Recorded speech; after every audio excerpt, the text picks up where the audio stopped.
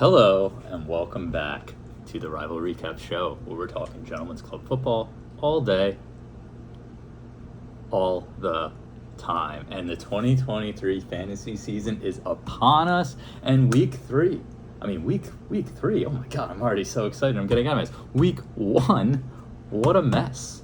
We had some horrible weather across the country. We had some ugly football games. We had some teams looking a little rusty. And you know what that means? It means not our best fantasy start. A lot of low numbers, a lot of, below 100 scores. I mean, I would say there was like 2, maybe 3 guys who had, solid weeks, and everyone else was definitely borderline some stinkers. But what do we got on the show today? What do we got this year? As you guys know, farewell to Ryan Steen. Hopefully that was the final mention of that fucking fool. So what's on the horizon for this episode? Well, of course, what are we here to do? We're here to recap Gentlemen's Club football. So that's obviously on the horizon. We're going to do a little weekly waiver wire recap. We are going to, I have a stat request I'm going to dive into, probably before the matchups actually, because why not? So always send in your stat requests. And of course we'll announce the long 20. And without further ado, we'll announce that first, guys. Unless I am wrong, I have Christian McCaffrey's touchdown. I believe it was 60 yards, 59 yards, as the winner of the long 20. So Ian Jones, congratulations to you on winning $20 from Mr. Matt Lynch. 73 points out of pay dirt. Oof, Lynch. Oof, that is a tough one. So long 20, first winner of the season is Ian Jones, paid by Matt Lynch. Stat request. Eric Olson submitted a stat request. He said, whoa, crazy. We have 6 guys under 90 points. We got Charlie, we got Christian, we got Lynch, we got Kevin, we got Eric, and we got Spencer. 6 guys under 90 points. Has that ever happened before? Answer is no. That has never happened before. We've had 5 on a number of occasions. I did a quick look through prior seasons, but no, we've never had 6 guys below 90. And then on top of that, you got Joe at 99, you got Johnny at 98, you got myself at 100. Who's Tony? I'm not going to be able to realize that's Tony. Team you've got, whatever. I'll figure it out when I get to him. He had only 102. But yeah, it's bad. So then what I also was like, wow, like as I'm looking through, I started to notice something. I was like, has there ever been a week when we were all over 100 points? No, there hasn't been. There was, I believe, 6 occurrences over the years where we were 1 player short. In year 1, we were 11 of 12 on 2 weeks, and Mr. Lynch and Mr. Marullo were the unfortunate culprits that year that did not get the 100 points in that week when everyone else did. And then you fast forward a few years, and it happened to one member twice in the same season. 13 out of 14 players got over 100 points. One person did not. Twice. The Shady Bunch. Wonder who owned those fools. And then it happened to Olsen in about 2019, and I think Joe in 2020 or something like that. But guys, it's pretty meaningless. That doesn't really mean much, right? Can't mean the Shady Bunch were fucking horrible or anything like that. It really can't. Okay, we're gonna dive into the matchups after that stat request. Keep them coming, love them. Last year was super stat driven. This year's gonna be less so. And just trying to get on with the matchups. But if you guys have any requests, I'm always happy to do a deep dive. All right, where do we start with the matchups? We start with always my matchup. The Steens 100.42 to Club Sundays 99.04. Gotta say, Steens had no business winning this matchup. We had absolutely 0, but there's literally one reason why. You might think, oh yeah, Xavier Gibson, right? Yeah, that's the one reason why. Well, sure, but no. The true reason? Karma. Because fuck Joe Narduli. He is an asshole. Does he even know why he's an asshole? I'm not sure. If he does, he's even more of a fucking asshole, let me tell you. The reason why I have qualms with Joe Narduli and likely won't be submitting to the next week's Safe Space, maybe the week after. Definitely need a little break after what he put me through. He sent out those texts about the preseason Safe Space special. I wrote up a really long text. I put some thought into each answer. Guess how many of those answers got read in the video?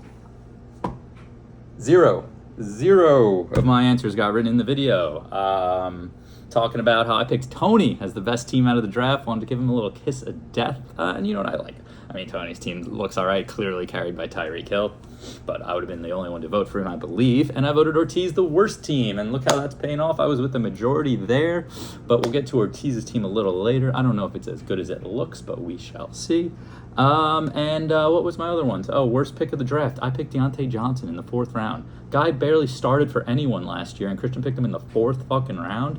And look, he's hurt. What do you know? He had like 7 points, 11 points or something at the most.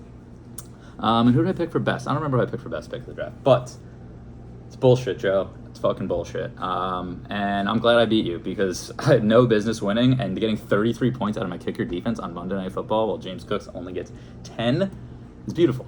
Beautiful. I lost J.K. Dobbins for the season. Horrible. Absolutely horrible. Dak Prescott, 6 points. You guys gave me a lot of shit about him, but hey, I don't think this is anything to be worried about. I mean, if I was worried about Dak sucking, sure, but this is just, they were up 40-0 and he didn't have to throw the ball. So I think I'm not even sure if I'm going to start against the Jets, actually, but I'm not out on Dak yet, let's just say that. Other side, we'll talk quickly about Joe. Bijan Robinson, the only real highlight. Actually, Olave and Addison both looked pretty good. T. Higgins, those Bengals, huh? I think multiple owners across the league are hoping that is just a one-off and that the Bengals do not actually suck ass. 199. I've spoken way too much on this matchup already. Next one, 113-98. The Lot Lizards versus Jefferson Street Jets. 2 new team names this year. I like the Jefferson Street Jets. I think it's a cool name. The Lot Lizards, I'll be honest, I do not understand it. The Lot Lizards, though, 113 getting the win on McCaffrey's 25.9 points, showing why he's a beast. Justin Jefferson, 24 points on the other side. The 2 guys showing why they were the number 1 and 2 picks. Think about it. Jefferson 1, 24 points. McCaffrey 2, 25.9. Eckler 3, I think he had like 26 points. Tyreek Hill 4, 44 points. Travis Kelce 5, 0 points. Cooper Kupp 6, 0 points. Jamar Chase 7, like 3 points. Oh my God. But the top 4 guys, they did all right in week 1, at least, I'll say that much. Another receiver getting 0 points over Ian. Now Drake London. Everyone said Ian's wide receivers were a problem, and the 2 he started combined for 8.6 points. But hey, he's a running back heavy team. He gets another 21 out of his kicker defense, and Ian's team's looking all right. Sedano, anything to worry about just yet, other than maybe the fact that the Steelers and Bengals got absolutely shit on, and Mixon and Harris didn't do much. Maybe one would be worried about, but he's got to be pretty thrilled about Michael Pittman throwing up 23.7. Everyone was avoiding Pittman like the plague in the draft. He fell to like the 7th or 8th round. Just because the uncertainty of how Anthony Richardson would be able to throw the ball, but so far so good. Next one, 89-119. Oof, Amon amongst boys. Yeah, Amon amongst boys. The rest of your team are little freaking boys, Charlie, other than Stephon Diggs. But yeah, it obviously hurts when Aaron Rodgers plays 4 plays, and now he's done for the season. What do the Jets do? Like, they obviously have to sign someone. I'm seeing so many fucking names thrown around. They reached out to Chad Henne. Carson Wentz, Nick Foles are available. I don't know if you really want either of those 2 guys. Colin Kaepernick threw his hat in the ring. Get the hell out of here. I have no idea. They got to sign someone, obviously, because you have Zach Wilson and Tim Boyle. Zach looked all right. We're going to be a run-first football team, I'll tell you that much. That sucks. I think everyone knows that sucks. Charlie 89 is a stinker. Diggs and Amon-Ra are your 2 best players, and the only ones who really do much. But you have Breece Hall and Jacoby Myers on the bench. 29 for Jacoby, 15.7 for Breece Hall, and Breece looked awesome. So, things will be looking up. Lone Sharks 119. John, the man who made the early trade, the pre-week 1 trade. Oh, John, I like to stir it up in the group chat. Giving you and Ortiz shit for your trade. In reality, John, you traded off your 2 flex options in Robertson and Hopkins. Although maybe Robinson might have been a starter with how this messy Deion Jackson. Now you got Zach Moss, I believe you picked up situations going, so maybe you would have liked Robinson as your RB2. But you got Mostert as well. But I don't know. I digress. It's not a crazy trade, John. But John, I like you. All right, you're a guy I want to root for in this league. I don't like you taking on all this risk, John. You make me real nervous, and that is my only qualm with the trade is that you got Cooper Kupp, you got Jonathan Taylor, and you got Jameson Williams sitting there. You have 3 guys on your bench. I don't know how long Jameson Williams will last on your bench. You got 3 guys on your bench that are just out, so that leaves you with little flexibility. And if those guys don't come back, John, I worry for you. But hey, Tua looked awesome. That's why I wanted to draft that guy. Hayden Hurst, was he a pickup or did you draft him? Because either way, good on you, John. Good on you. 119, nice win, 1-0. Next one, the team that probably looked the best this week, the Tokyo Knights, 129.4 to Christian's 81. Wow, some people picked Christian as the best team out of the draft. Yes, it's only 1 week, and I'll be honest, I also thought Christian had a very nice team out of the draft. Eckler did what he was supposed to do, but Cooks, Cowboys just didn't have to really throw the ball. Deontay Johnson, 7.8, and left the game not playing on their next game. Like Isaiah Likely, you thought would have been a nice little sneaky pickup while you wait on Mark Andrews to come back. Unfortunately, that wasn't the case. I think Andrews will be back next week, so that's pretty cool. You had the Graham Gano kicker. 0 points there. Yeah, you think about it. I got 33 points out of my kicker defense. Christian got 6. You slap another 27 points on Christian. He's at 108. He's thinking, whatever, not a bad week 1. But hey, the kicker defense can make a massive difference. So hopefully, he can get a new kicker in there. I think I already saw he dropped Kadarius Toney, so that's probably a good decision. Other side, though, Weston, I think who currently has the most well-rounded squad. I don't think he's got a blow-you-away team, but I think Weston's going to put up good numbers every week. He's got a 3-headed monsters at receivers. Mike Evans looks pretty good. Baker could actually, throw the ball and move that offense, so that was promising, which I think most people were worried about. Saquon and Rashad White, not too much there, but Saquon 9 points in a 40-0 loss. Could be worse. Definitely could be worse. Herbert's putting up a solid 20. Decent stuff from his kicker defense. Yeah, I think Weston after week 1 can confidently feel he has the most well-rounded team. I don't know if it's the most go-off team, but I think he has a very high floor. We'll say that. Next one, the Latin Bowl, boys. The Latin Bowl. Oh, the Latin Mooks. Taking the Latin Bowl and evening up the series at 4-4 over the years in the Latin Bowl over Lynch's 73-point stinker. What happened here? Ortiz got 37 points out of the Cowboys defense. 37 points out of a defense is fucked up. That is some seriously sick stuff. But he got DeAndre Hopkins 13.5. This Bijan Brian Robinson 13.5 as well. Ortiz just had solid numbers across the board in 37, and then 26.7 at Aaron Jones, who's currently hurt, though. He left that game. What are they saying? Didn't practice today. That is unfortunate. So in that situation, I guess he'd slide Robinson up, and then who would be his flex? Maybe Mooney. Maybe if Judy's healthy. Ortiz's team definitely not as bad as everyone looked. I think the trade definitely made him better because Cooper Kupp is a fucking disaster. But he needs Aaron Jones to stay healthy, I would think. Lynch, wow. People praised your team out of the draft, too. Hey, it's only week 1. Stinkers happen. Lamar didn't do anything fantasy-wise. Derrick Henry, 14 points, fine. 56 receiving yards. Derrick Henry, pretty special. Pierce didn't do much against the Ravens. But as I said, messy, rainy weather everywhere, so I don't know. Devontae Adams, 12 points. Why does he have a questionable next to him? I missed this one. He did not practice today. Interesting. Juju, A.J. Dillon, Goddard getting 0. Hopefully these guys can turn it around for Mr. Paydirt. Next one, 87-81. Oh, guys, these are gross. This is an absolute fucking stinker. 0.9 of Antonio Gibson.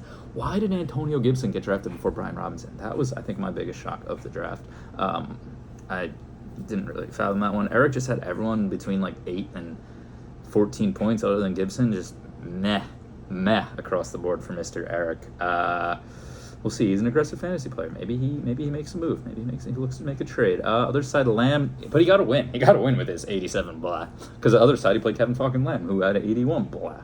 Only player on really that did much was Tony Pollard, 22.2. Keenan Allen and A.J. Brown, solid, but Lockett, Danny Jones. Oof, I think I saw him drop Danny Jones already, so I think he's going for Mac Jones. So he's got who had a nice fantasy output in week 1, but nothing more to say on Kevin Lamb's 81. Nothing inspiring from his bench. At least Eric had Roshan Johnson, 17.5 points. That maybe he can, consider starting or maybe as a trade piece. But yeah, that's all I'm going to say about that matchup, guys. Last one.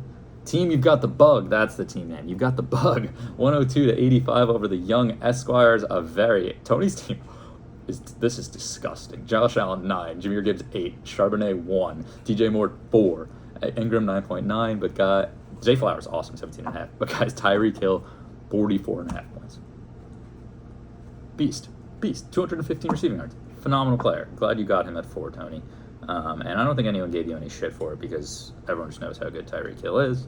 So good for you there. Sklar, other side, yeah, you're one of the guys, hurting from the Bengals issues. Freaking Joe Burrow, 3 points. DeAndre Swift 1.3, but there is some positives on the horizon as Kenneth Gainwell will not be playing tomorrow night, so DeAndre Swift would hopefully get more carries and touches for you, but for my sake, hopefully not, because I play you next week. Spencer, looking to already move Jalen Waddle, who's got a little Q next to his name. Limited in practice. He's got an oblique injury he's working on. But yeah, Spencer's highlight had to be Brandon Ayuk, because if it wasn't for Ayuk, Spencer was looking real ugly for week 1. But guys, those are the matchups. I had a couple stats I meant to just bring up as we were talking about it. I have improved my record against Joe to 2-6. 2-6. Yeah, one at a time, one win at a time. Let's see. Tony and Sklar. Tony has taken the 5-3 lead over Sklar. Sedano and Jones. Jones extends his lead over Sedano as he's 5-2-1. That is the one matchup that was ever a tie. Weston and Borelli. Weston takes the edge 4-3 over Borelli. Lamb and Olsen. Olsen has tied it up at 4 apiece. The Latin Bowl, as I said, Ortiz has tied up at 4 apiece. And Mr. Rass takes a 3-2 lead over Charlie Creeda historically. So guys, those are the matchups. Those are the historical records. Last year we would be going to the preview portion of the program. This year we're not. We're going to the weekly waiver wire recap. Let's call it something like that. Just to talk, talk a few guys that already got dropped, because it's always interesting to see, who gets the axe after week 1. I myself made a few moves. Obviously, I dropped A.K. Dobbins. I dropped Irv Smith. Didn't need him anymore. And yeah, I actually hate this fucking segment. I'm just looking at this shit. I'm like, oh yeah, he dropped Tutu out, or he added Tutu out. Well, he dropped Greg Dulcich. Yeah, Greg Dulcich got hurt. Oh, Sky Moore got dropped. What do you know? Fuck, he's a fucking asshole. Kadarius Toney. Wow. Yeah, the weekly waiver wire bullshit ends there, guys. Safe Space is bi-weekly now, so you're getting a short one this week. I actually been rambling for a while, so I don't know how short this is going to be. 1 week in the books, guys. The magic number is 7 to get in the playoffs, and from there anything can happen. I think we've only had one team historically not make the playoffs at 7 wins, and I think it was Matt Lynch in about 2019. So yeah. Take wins when you can get them. I'm thrilled to have beaten Joe when I had no business doing so. Don't know what the outlook is on the Steens is yet, but hey, 1-0 is better than 0-1. Am I right, guys? So hope you all enjoy your week. Let's have a wonderful week 2, and thank you. Have a great night.